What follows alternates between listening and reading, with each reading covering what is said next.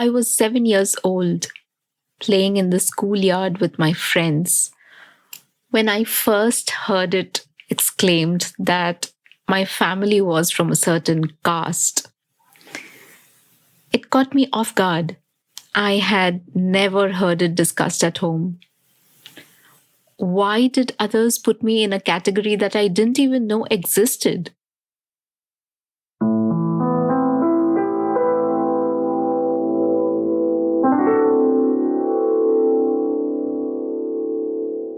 Hello, this is Joseph Scholz, and welcome to the Deep Culture Podcast, where we explore culture and the science of mind. And I'm here with Emre Seven. Hi, Emre. Hi, Joseph.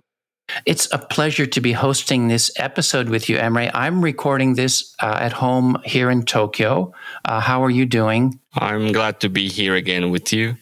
I'm in Sivas, in Turkey, and I'm trying to be fine. Yeah, trying to be fine indeed. I know, of course, that in Turkey, so many people continue to suffer from the recent earthquake there. And I was glad to know that you and your family are well. And I extend my condolences and sympathy from everyone on the podcast team and at JII. Thank you and all our team for your support. Yeah, it's been a terrible experience. And I can't really find the correct words to describe our grief as a country. Well, please take care, Emre, and thanks for joining me today, despite all that you're going through.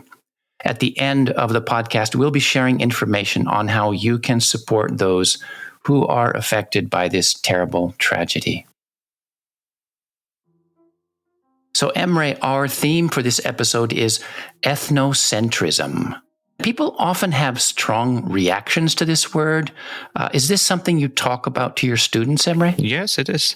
I frequently talk about how ethnocentrism clothes our judgment, and I give some real-time examples. And how about you, Joseph? I do talk to my students about this. Sometimes I ask them directly, are you ethnocentric? That's a rather touchy question, isn't it? Well, it is a touchy question because, in some situations, if you ask, are you ethnocentric, people might think that you are accusing them of being prejudiced. I agree with you. But there is another way of thinking about ethnocentrism. We can see it as something natural, just part of how our mind works.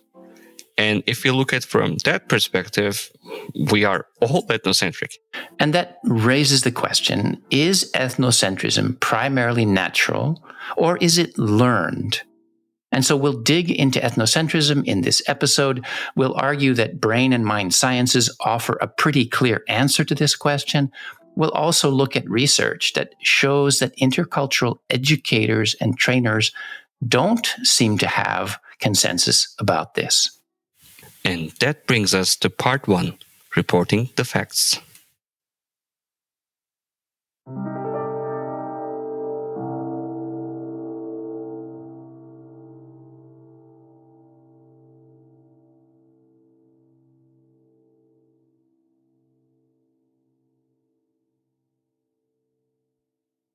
So, Emre, let's start with a question from a survey carried out by the Japan Intercultural Institute. Do you agree or disagree with this statement? I believe that ethnocentrism is something we learn from our environment, so it can be overcome with education. Take a moment to think about this. Is ethnocentrism natural and thus unavoidable? Or is it something we learn from our environment? If you believe ethnocentrism is learned, then maybe education or the right attitude can overcome it. If it's a natural part of how our mind works, then it's not so simple. And this survey was given to intercultural professionals, trainers, and teachers, and 75% of intercultural educators agreed that ethnocentrism is learned and can be overcome by education. I must say I was a bit surprised because personally I disagree. I think ethnocentrism is natural, but a lot of educators had a different view. Obviously, this word can mean different things to different people. So let's start by looking at definitions of ethnocentrism. Merriam-Webster defines it as the attitude that one's own group, ethnicity, or nationality is superior to others. That sounds like a prejudice, like you feel you are better than others. And it is true that every society has some negative attitudes about certain groups. So we do indeed learn to look down on certain people. So maybe that's why many intercultural educators feel that ethnocentrism is learned.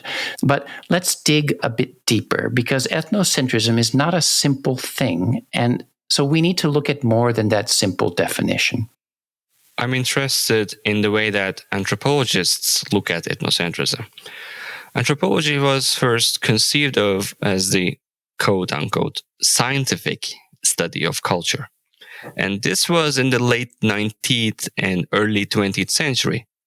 One important goal was being objective. And this was a time when anthropologists would set off to faraway places to study cultural communities. But they discovered that the idea of studying different cultures objectively was difficult or maybe even impossible, because we invariably see the world through our own cultural glasses. And that is ethnocentrism, looking at things through the familiar lens of our previous experience and cultural worldview. And this is so common. We experience it anytime we make a value judgment about some cultural difference, and it can be the smallest of things. Yes, I remember years ago, I noticed my own ethnocentrism at breakfast when I was traveling in France. At breakfast when you were traveling in France? Well, the tour guide had mentioned that there was a buffet breakfast, which I was really excited about. But when I approached the table, I see there is only croissant, coffee, and cheese. And I thought, is that all? Man, that's no buffet.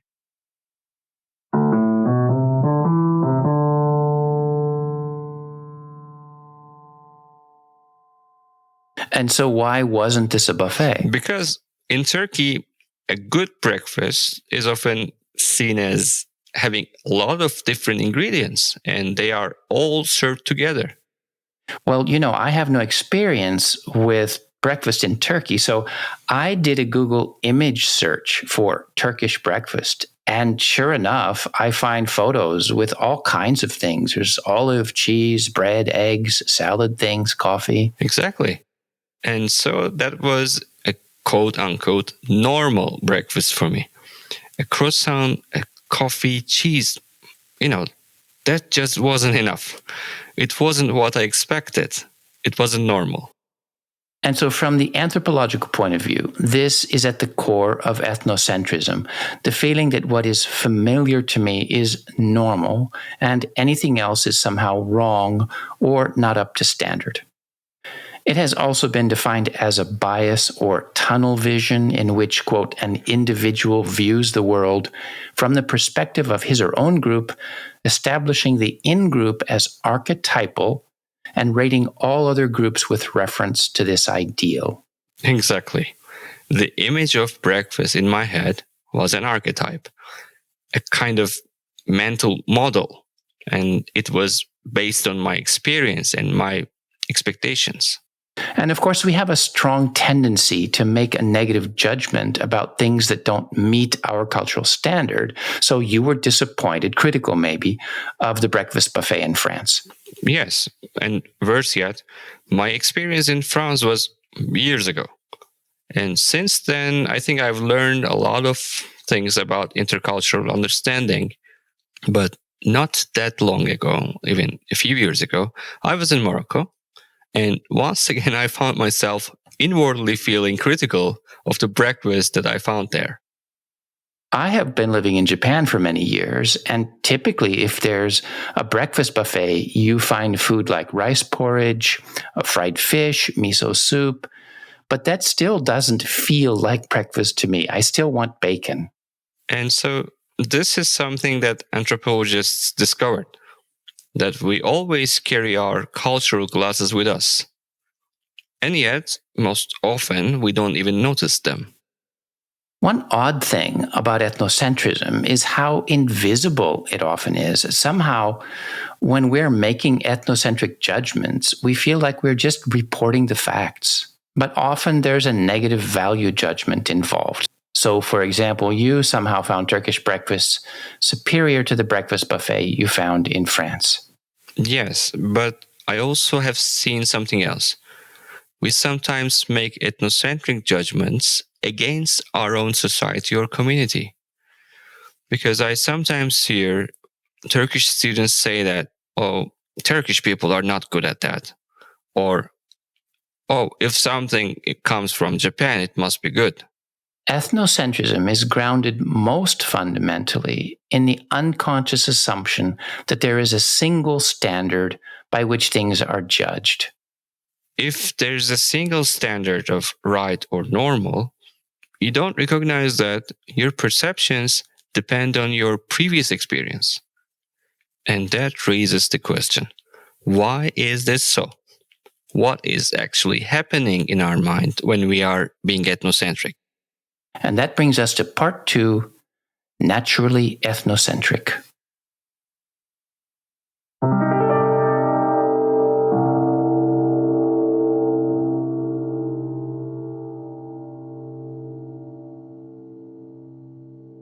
So let's take a look at the cognitive architecture of ethnocentrism. What's going on in our heads? And perhaps the most fundamental process related to ethnocentrism is something referred to as predictive processing. Our mind navigates the world using internal models. We're constantly making unconscious predictions about what we experience, and the world is often a predictable place. So when you flip the switch, the light comes on. It's all automatic. If every time we saw a light switch, we had to think about turning on the light, we would constantly be overwhelmed. So instead, we're constantly anticipating what will happen next. And ethnocentric reactions are a natural result of predictive processing because our expectations about how the world works or how it should work come from our previous experience. So predictive processing is kind of the starting point for ethnocentrism.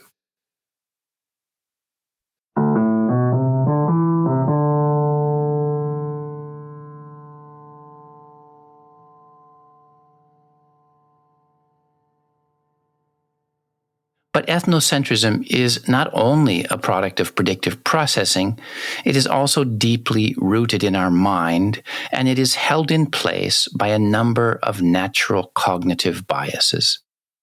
When we use the word cognitive bias, we're talking about the many ways in which our minds naturally take shortcuts, pass judgment, overgeneralize, jump to conclusions, pay attention to certain things and ignore others. Cognitive biases are ways for us to make quick judgments that are good enough most of the time. One cognitive bias that is closely related to ethnocentrism is the familiarity bias. This is sometimes called the mere exposure effect, and that refers most simply to the fact that what is familiar is often experienced as more positive than something that is different or unknown. And then there is the confirmation bias. And that's the tendency to look for information that confirms what we already know or believe. So, for example, I've heard people say, oh, what I learned from going abroad is that I'm glad that I was born in America or Japan or whatever. Their foreign experiences reinforce their feeling of cultural superiority. And then there's a desire for cognitive ease, what I like to call the McDonald's effect. When I was first traveling in Asia years ago, I was in Hong Kong, and I remember walking the streets and being fascinated by everything I saw. But as I started to get hungry and tired, I happened upon a McDonald's. And you went in, of course. Well, I did go in, and I remember thinking to myself, why am I going in here? What am I doing? I'm here in Hong Kong, but I'm going to have a Big Mac. But this is a common experience. Cognitive ease refers to the fact that things that are familiar to us require less cognitive processing, and that gives us a sense of comfort and reassurance. So, ethnocentrism is rooted in predictive processing, and it relates to a number of cognitive biases: familiarity bias, confirmation bias, cognitive ease. And together with all this, we have one of the most powerful of human biases, the in-group bias. Yes, we have a natural tendency to favor people that are similar to ourselves. We are social primates, and the in-group bias triggers a sense of togetherness. And this is a core survival mechanism. And everyone has experienced the in-group bias. For example, sports fans feel solidarity with others who support the team. We naturally want to defend our friends, and we gossip with people we know as a way to bond. And we're often suspicious of those who look or think differently than we do. And ethnocentrism goes hand in glove with the in-group bias. People who are perceived as the other are seen as less legitimate and more worthy of suspicion. For me personally, there's something disturbing about how ethnocentrism creates solidarity. Because as we favor our in-group, we create community, but that also creates barriers to understanding others. And this is something that our podcast team member, Ishita Rai, has experienced firsthand. It is difficult for me to take ethnocentrism lightly. I live in India, a country that is celebrated for its diversity of culture and languages, but where time and again there has been conflict and unrest because of these differences. Ethnocentrism has literally cost lives over and over again. And yet, ethnocentrism is natural, a collective survival mechanism. It is the glue that holds communities together. India is a highly networked society. Daily life here means confronting a harsh reality of scarce resources and a dense population. This creates strong community bonds and social stratification as people at the top compete for status while those at the bottom compete for survival. The fact is, ethnocentrism often feels good. It gives a sense of security and solidarity in a hostile world filled with quote unquote others. I, for example, grew up surrounded by the idea that I have a right to condescend the language of my neighbors. There were countless conversations at lunch, at dinner, where friends, family poked fun at Hindi for conjugating verbs based on the gender of the subject, Urdu for pronunciations that exercise the epiglottis, Tamil for being the language you could master only if you had pebbles in your mouth, Konkani for being the fisherman's Marathi. The list could go on and on. Thus, the idea that my language is the standard was reinforced. And in casually invalidating other languages, we were invalidating the lived experiences of the people of those communities. And because our ethnocentric instinct is primordial, so visceral, it becomes a breeding ground for prejudice.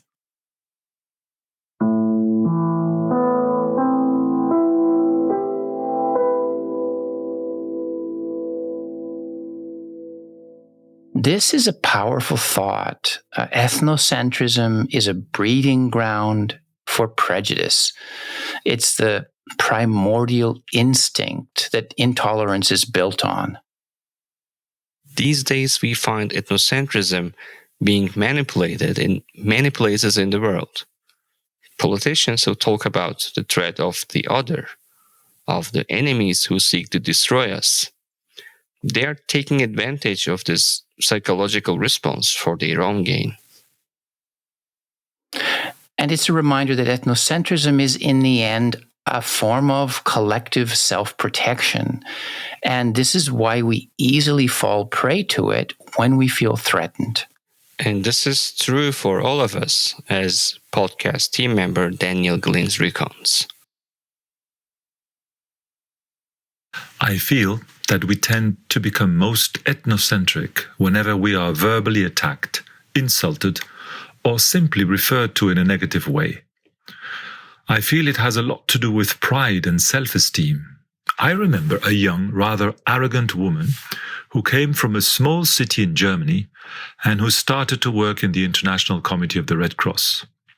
She commented, "The food supermarkets in Switzerland have much less choice than in Germany.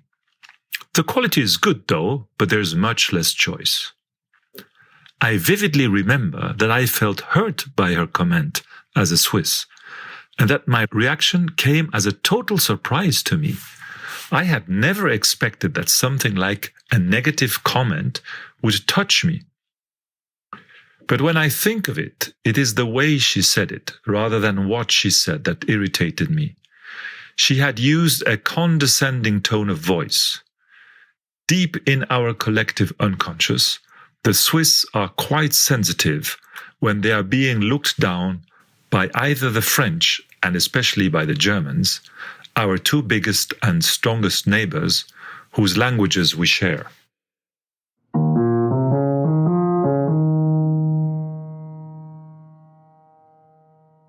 It's amusing to think of Daniel feeling bothered by someone's comments about Swiss supermarkets, but, we've all had experiences like this. So we've been talking about the mental processes of ethnocentrism, but let's get back to this question in this survey. Can ethnocentrism be overcome by education? Personally, I clearly don't think so. It's a very deep part of our mental functioning, of our evolutionary psychology. But this also raises a question, because it may be true that ethnocentrism runs deep and can't be completely overcome, but clearly not everyone is equally ethnocentric. It's obvious that some people really do judge less. Some people look at things from multiple cultural perspectives, and some kind of perceptual shift does seem possible. And what can we do to move beyond ethnocentrism? And that brings us to part 3, the paradigm shift.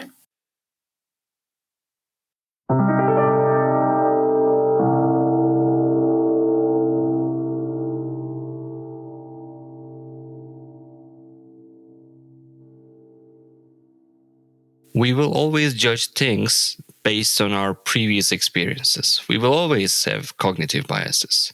But that doesn't mean we're completely a prisoner of ethnocentrism. We can learn to look at the world with new cultural glasses.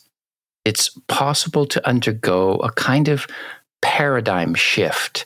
We experience a fundamental change to how we view the world. And rather than judging things from one absolute standard, we learn to accept and respect that there are other ways of looking at things. Joseph, how have you experienced this? When I was in my early 20s, I was living in Zacatecas, Mexico, and I started noticing something odd. When I would cross the border to take a flight to Zacatecas, I would have this sensation that I was transitioning into a different world. And this included a feeling of separation, that my American friends couldn't really understand what it was like for me in Mexico, and my Mexican friends couldn't really understand what it was like for me in California. Well, I remember a similar set of feelings when I returned from the US to Turkey. When I stepped in the airport in Istanbul, I felt like I was not the me who left from there 4 months ago. I came back as a new person with a new way of looking at the world. And that raises the question of what's actually happening in our minds during experiences like this. Well, one simple insight that has been powerful for me is that cultural learning is a process of pattern recognition. So when we're in a familiar environment, we can easily read the patterns around us. But in a foreign environment, our normal interpretive frameworks don't work. So how do we make sense of these new patterns? And the ethnocentric answer is that we continue to use our existing interpretive schema. We judge new patterns based on our familiar standards. But it's also possible for us to somehow create a new, seemingly separate mental structure, an alternative set of interpretive patterns. So, living in Mexico, you developed a new set of interpretive patterns, which you experience as separate, just as I experienced when I came back to Istanbul. And for me, this idea has also helped me make sense of all the aha moments that we have during foreign experiences. Because once we have seen a pattern, we cannot unsee it. But then, why do some people spend years abroad but never really manage to understand the local perspective? Yes, that's interesting, isn't it? Someone can be surrounded by cultural patterns for years, yet never fundamentally change their perspective. It's as though ethnocentrism wins in the end.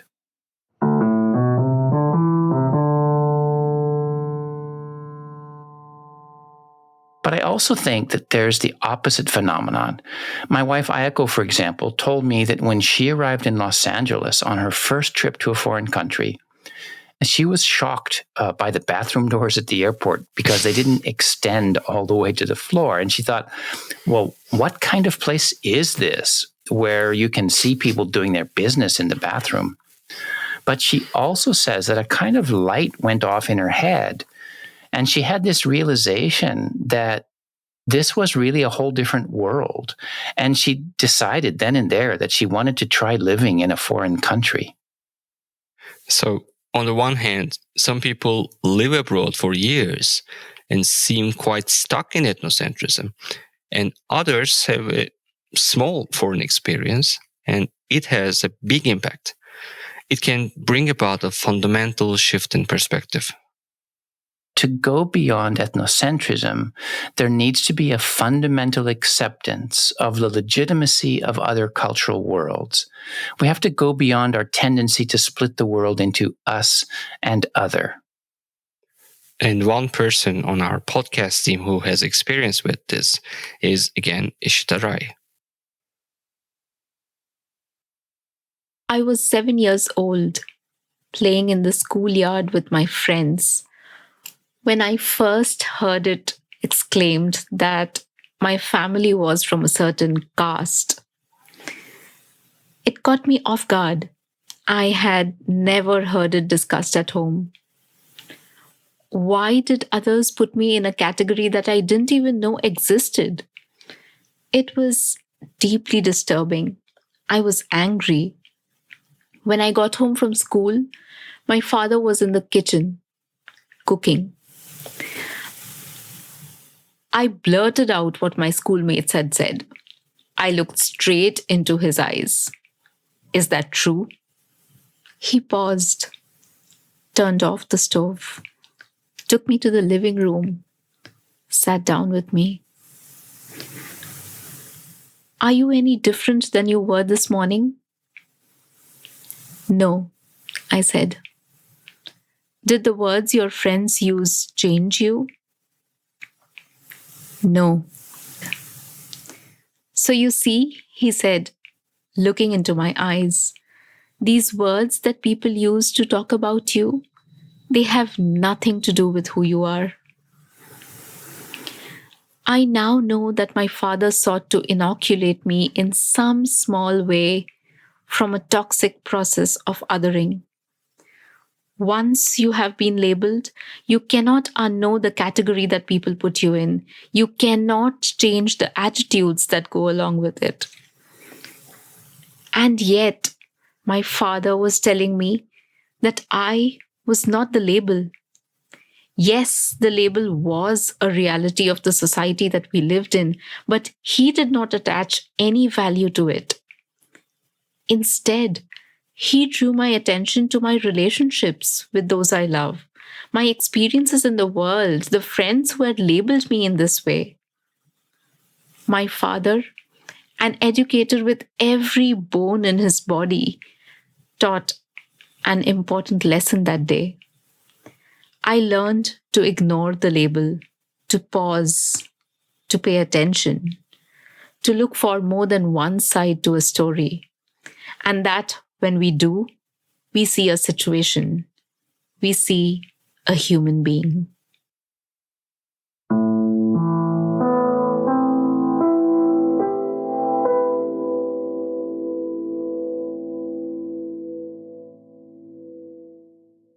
Wow, what a story. And what a delicate task to tell a 7-year-old how to look beyond these ethnocentric labels, these prejudicial labels that she hears. It strikes me that Ishita's father needed to reassure her. She was feeling defensive and she needed to feel secure. So going beyond ethnocentrism in some form requires that we don't feel threatened by these new ways of making sense of the world, that it enriches our lives. And this fits with the research into empathy, the ability to look at the world from the perspective of others. And we have talked about the research into empathy by Jamil Zaki on this podcast before. In effect, our ability to empathize with others is motivated. That is to say, it can be turned on by positive feelings and turned off by negative feelings. And this reminds us that we can take on new perspectives and we can expand our sense of cultural self. And Danielle Glintz has a lot of experience with this. I remember feeling my cultural self expand after some time living in a foreign country. My first quote-unquote exotic experience was as a student in China, and later in Japan and in India. I remember developing a feeling of solidarity and even belonging to those countries. I remember feeling sad and touched when something bad happened to them on the political, social, or economic level. I guess that to some extent, I started to feel part of the bigger group, as if somehow my loyalty had shifted to my host country. More recently, since I've been learning Turkish, I react defensively when somebody makes a negative comment about Turkey. And this is not just an intellectual exercise. Learning a foreign language is a big investment. It expands our identity. It expands our cultural self. It requires somehow letting go our own mental and grammatical structure, and it creates a distance from the original in-group. This is a subtle shift, but I have felt it very clearly.